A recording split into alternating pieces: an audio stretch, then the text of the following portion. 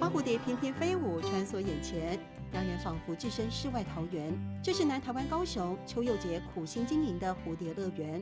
老师，我看这边占地很大哦。这边应该差不多有1000坪，就是差不多我们全东亚最大的蝴蝶园。光看也觉得漂亮哎，亚比罕江哦，这里很漂亮，感觉很浪漫。对，要加个按浪漫哦。感觉懂浪漫，感觉懂浪漫。对，亚比罕江哦。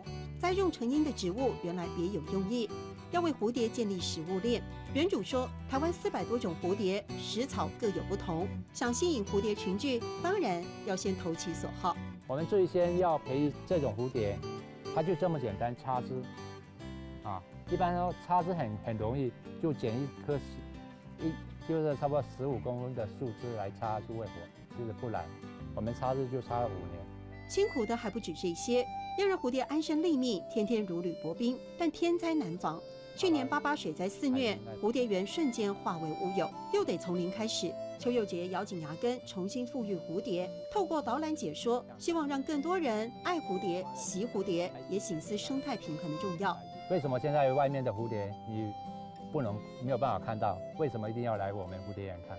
就是各方面都破坏了，所以说来这边看就可以看到它的过程，它的生态各方面，了解。那从小来培育它的观念，这样子。那会怎样？